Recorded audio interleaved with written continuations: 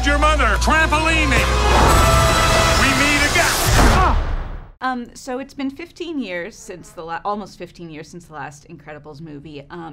The characters have not aged. You have. Does that make it?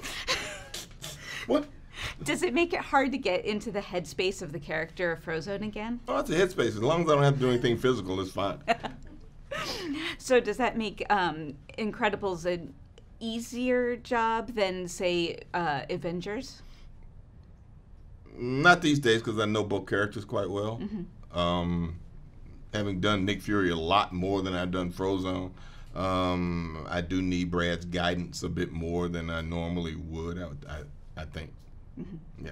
So you two are both new to the Incredibles. Can you tell me a little bit about your characters?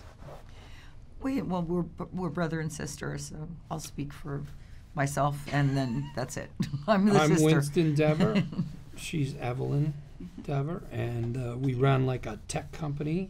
We're very wealthy, and we love superheroes, and we want them to be able to do their job. They're illegal at the start of the film. They're not allowed to do their job, or they'll get arrested. So we want to change the public perception of them, and we're big fans. We have a company called DevTech, and Yeah. that's what we're doing Yeah. through this company, and he's the public face of I'm the it. salesman. Yeah. She's the mastermind. I'm the genius. brains. That's always how it is. Yeah. Can you talk about coming into this, what's basically a franchise, and it has all of these established characters? Was it awkward at all being the new voices? No, I just approached my stuff the way I do any role, trying to figure out who he is and play him for Brad and let Brad adjust me to what he wants, and then learn from that adjusting. And Yeah. I think, Brad, we're not, I'm not a voice talent. I'm not a guy who does a bunch of animation. So I couldn't approach it in that way. And I think the way a real animated cartoon voice talent works, I just played it as an actor, Yeah, I definitely don't. I don't have that talent that people have. People who can just go in and, just Do spit 100 out voices. brilliant voices. In fact, if I have to make up a funny voice, it's the worst. It's the worst. Have you ever had to make up a voice for a character? Well, yeah, but it's always just a tortured joke of a voice. Oh, yeah. Yeah. So you're not going to demonstrate that for me? Oh, God, no. No. Nah, I'm not big on demonstrations. But anyway, yeah, so... You just play the intention, not so Yeah, much trying exactly. to do a voice. Yeah. Now, when the Incredibles came out in 2004, it was a much different. Superhero films were in their infancy, and now it's like that's all you see. Has that changed your approach to the character? No. Okay. No, not at all. I've loved superheroes for a long time. We just didn't have a lot of great superhero movies. I mean, when I was a kid, we had Superman television show with George Reeves, and then the Batman show came on, which was more of a comedy than a real adventure drama or anything like that. So I essentially grew up watching westerns and that kind of stuff. But there were always good bad guys. So you can learn a lot of good bad guy stuff, even just watching westerns. But superheroes, a little bit later as they came along, and you watch them develop. And there were some strange things, like Buck Rogers I had when I was a kid. It was an interesting science fiction kind of thing. Yeah.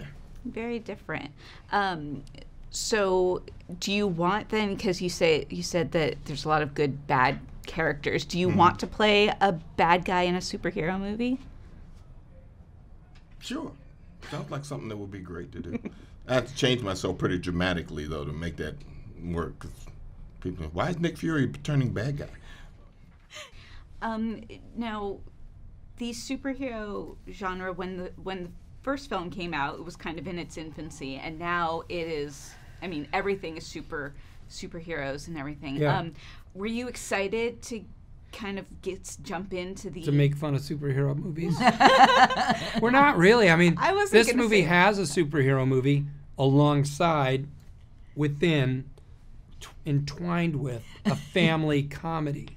Yes. It's got both, and it works on all those levels. It's not like it's unsatisfying in any way. It satisfies you as an action film, and then it's right next to a family film. Right, and not one is compromised by the existence of the other. So yeah, it's like, hell yeah, it's exciting to be in this thing. Is it weird to like have the two different superhero kind of, or? I mean, the real and unreal. Yeah. Like real people superhero movies as opposed to a cartoon. Yeah. It changes the dynamic in terms of what the stakes are when there's violence, depending upon the kind of film. Because as I was watching this movie last night, I had a real quick flashback to Wile E. Coyote and Roadrunner, and the kind of violence, cartoon violence that I grew up watching with Daffy Duck, and he'd slap his bill off and he'd pick it up, put it back on. But that stuff now that I'm not sure if it's PC for people and their kids, because I was reading all this other crazy stuff about what was the Peter Rabbit movie that was out, and people were going, well, they shot the farmer with a blueberry and he had an anaphylactic reaction, and oh my God, I had to take my kid out of there because that's so bullying. And I was like, wait a minute, it's a cartoon. It's not real. That's not how things work. And if you can't accept the tropes or the rules of that particular world, then you shouldn't be in the movie. Yeah. Okay. One more quick question. If you could have any real-life superpower, what would it be? She's got the best one. I like her idea. I want to be able to go home at any second. And you'd be okay with flying to where you need to go, but then you can get home. You don't get to go there. No, home. It's only one way. You don't go home to there.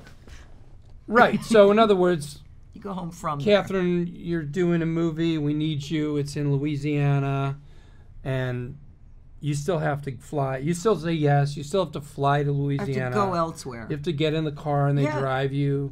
But then, when I want to go home from somewhere, I like it, man. I think she's got it. I said eat as much as you want of anything, but I think she's got a way better idea.